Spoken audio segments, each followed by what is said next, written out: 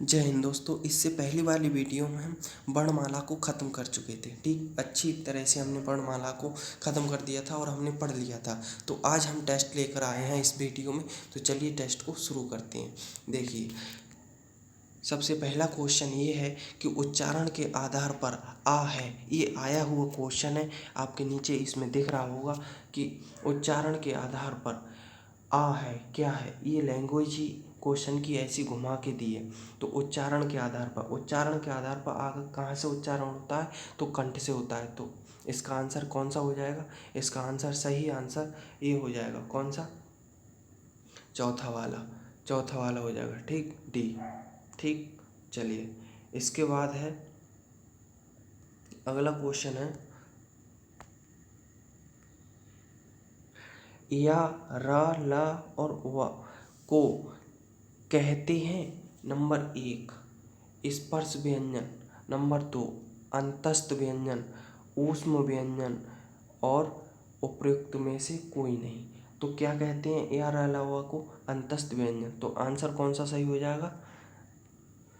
Answer कौन सा सही हो जाएगा? Number 2, B. ठीक, चलिए अगला है महाप्राण ध्वनियाँ व्यंजन वर्ग में किससे संबंधित है? महाप्राण जब हमने वर्णमाला पढ़ी थी तो उसमें हमने देखा था कि महाप्राण मतलब हवा निकले। जिन वर्णों के उच्चारण करते समय अधिक से अधिक हवा निकलती है, तो वो कौन कौन से होते हैं? तो हमने देखा था हर वर्ग का पहला और दूसरा और चौथा वर्ण में बोलने में अधिक हवा निकल रही थी। अगर हम इसे शॉर्ट में याद करें तो 24 याद कर सकते हैं। 24, ठीक। तो दूसरा और चौथा हो जाएगा। तो इसका आंसर कौन सा हो जाएगा? ये कौन सा हो जाएगा? दूसरा और चौथा। आंसर तीसरा सही है। ठीक, कौन सा? तीसरा सही है। इसके बाद नेक्स्ट है, उच्चारण के आधार पर आ है। तो आ है, अभी तो हमने इसे देखा था, तो इसका आंसर तो यही हो जाएगा, क्या? कंठ। ठीक, नेक्स्ट इसके बाद, या, र, ला, वा को कहते हैं तो अंतस्थ व्यंजन। ये भी अभी हमने देखा था। ठीक, तो चलिए ये हो गया। इसके बाद आता है, इनमें से कौन सी ध्वनि अंतस्थ नहीं है? यानी कि अंतस्थ व्यंजन हमें पढ़े थे, उसमें या, रा, ला और वा आता था। जब वह कौन सा वाला आता था? जिसका पेट नहीं फटा था। ठीक, तो इसमें देखिए ये वाला भी आता है। ये कौन सा है? अंतस्थ व्यंजन है।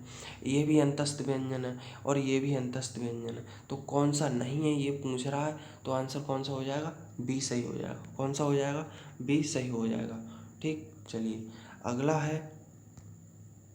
अगला दिया है, द ध्वनि का उच्चारण स्थान का आधार है। द किस वर्ग का है? पहले ये देखिए, द किस वर्ग का है? किस वर्ग का है? तो ता वर्ग का है। किसका है? ता वर्ग। तो ता वर्ग का उच्चारण स्थान क्या होता है? दंत। तो इसका आंसर कौन सा हो जाएगा? बी हो जाएगा। ठीक, कौन सा हो जाएगा?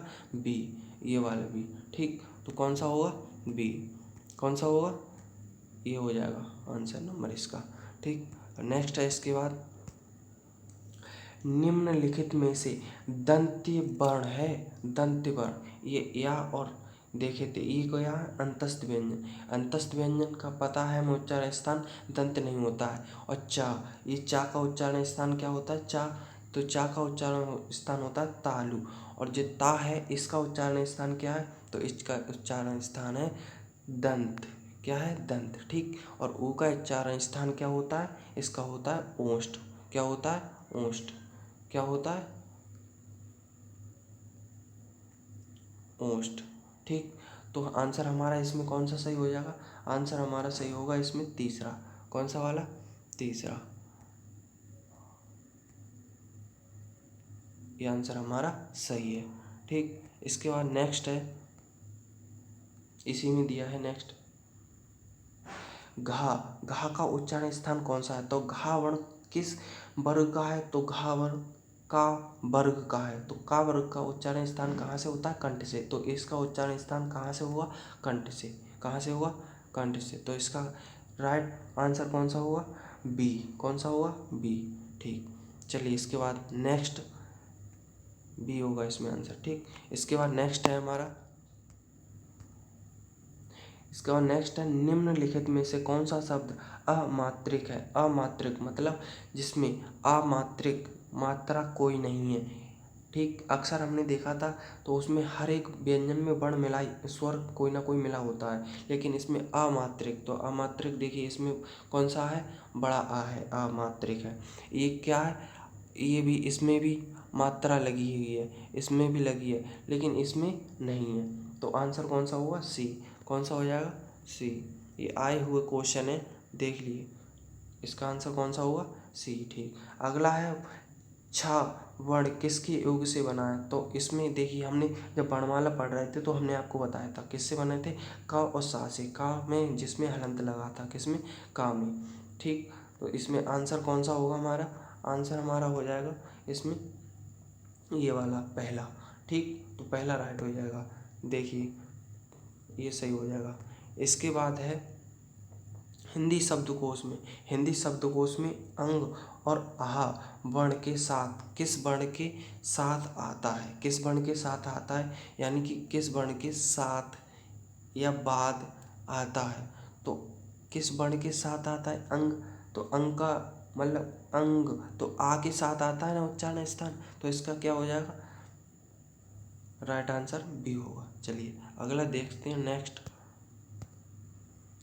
नेक्स्ट है हमारा, हिंदी शब्दकोश में अंग व आहा किस वर्ण के बाद आते हैं। देखिए अभी जो हमारा क्वेश्चन था उसमें था किस वर्ण के साथ आते हैं, तो आ के साथ आते हैं। ठीक, इसमें किस वर्ण के बाद आते हैं, तो हमने देखे थे जो स्वर होते हैं हमारी वर्णमाला में वो कुल 13 होते हैं, 11 + 2। तो जो 11 होते हैं वो प्रमुख होते हैं, लेकिन जो 2 होते हैं इन्हें स्वरों में गिनते तो हैं, लेकिन ये दोनों कभी व्यंजनों का भी व्यवहार करते हैं तो कभी वर्णों स्वरों का भी। ठीक, तो इसलिए ये किसके बाद आते हैं, औ के बाद, औ अंग आहा। तो इसका आंसर क्या हो जाएगा, ए। इसमें भी क्या हो जाएगा, ए। राइट आंसर हमारा कौन सा होगा इसमें, ए। ठीक, इसके बाद है हमारा निम्न में, क्या है, निम्न में से महाप्राण वर्ण कौन है, कौन सा है। ठीक, तो इसमें देखिए ता, यानी कि ता हम बोलते थे, हमने क्या पढ़ा था, महाप्राण। महाप्राण जिनमें हवा अधिक निकले, जिनका उच्चारण करते समय मुंह से अधिक हवा निकलती है, तो हर वर्ग का दूसरा और चौथा था। तो इसमें ये था, तो था किसका है, ये था है ता वर्ण का दूसरा वर्ण। ठीक, और ये का वर्ग का पहला वर्ण है ये, और ये हुआ आपको पता ही है, और ये सा भी। ठीक, तो इसमें आंसर कौन सा होगा, ए। आंसर कौन सा सही हो जाएगा, ए। महाप्राण के आधार पर कौन सा सही है, ए। चलिए नेक्स्ट है हमारा, निम्नलिखित में से दंतव्य वर्ण कौन से हैं, यानी कि दंतव्य जिसका दांत से उच्चारण स्थान होता है। तो हमने पढ़ा था जब वर्णमाला पढ़ रहे थे उच्चारण स्थान, तो उसमें ता था। ठीक, ता वर्ग का उच्चारण स्थान ता था, और वर्ग क्या था, दंतव्य। ठीक, तो इसका आंसर क्या हो जाएगा, ता। ठीक, और आप यहाँ पर ओ की देख लीजिए, ओ का उच्चारण स्थान क्या होता है, ओष्ठ। क्या होता है, ओष्ठ। ठीक, तो ऊ तो होगा ही नहीं इसमें। इसके बाद देखते हैं चा, तो चा क्या होता है, तालु, और ये या आपको पता ही है। चलिए अब देखते हैं नेक्स्ट अगला क्वेश्चन। अगला क्वेश्चन है घा। घा का उच्चारण स्थान कहाँ, कौन सा है, तो घा किस वर्ग का वर्ण है। तो आपको एकदम तुरंत से दिमाग में आ जाना चाहिए कि का वर्ग का ये वर्ण है, तो का वर्ग का उच्चारण स्थान कहाँ से होता है, कंठ से। तो इसका आंसर क्या होगा, कंठ, बी। बी ये राइट आंसर हो जाएगा। ठीक, चलिए अगला है नेक्स्ट,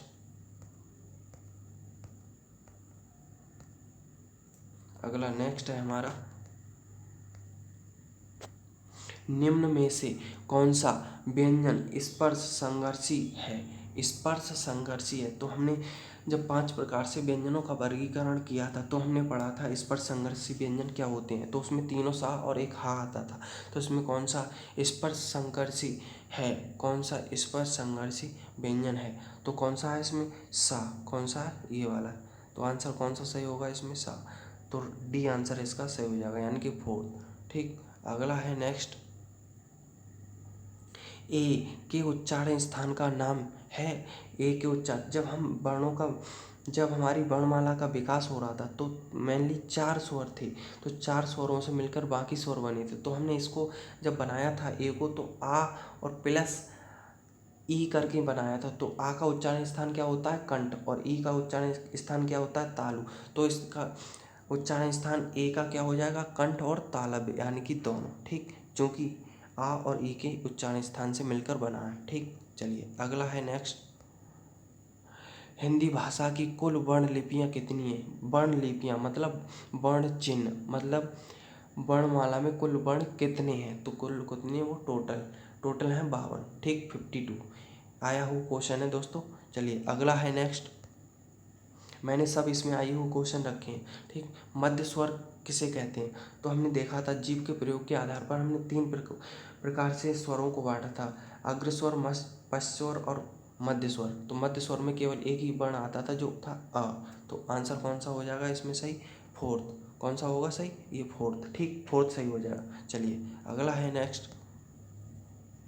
निम्न में कंठ वर्ण है, यानी कि कंठ वर्ण। तो कंठ वर्ण इसमें क्या आएगा? ह, ई तो आपको पता ही है, ये किससे होता है? तालु से। और या, ये भी तालु। और इसके बाद आता है री। तो री है ये मूर्धा वाले से उच्चारण स्थान होता है। तो इसमें आंसर, राइट आंसर होगा बी। कौन सा होगा? बी, यानी कि जे, दूसरा वाला। तो इस पर चिन्ह टिक लगा लेंगे इस तरह से, ये सही हो जाएगा। ठीक दोस्तों, अब देखते हैं हम अगला नेक्स्ट।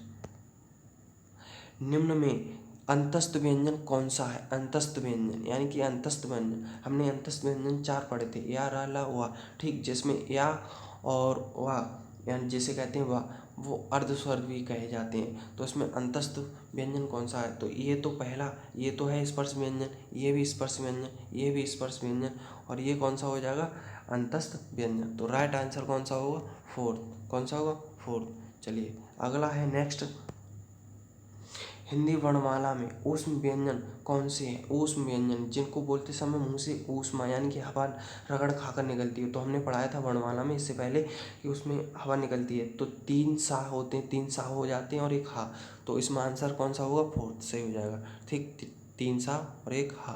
तो इसमें आंसर कौन सा है? ये सही हो जाएगा। ठीक, तो चलिए इसमें आंसर होगा ये सही, फोर्थ वाला सही। फोर्थ वाले पर टिक लगा लेंगे। चलिए इसके बाद है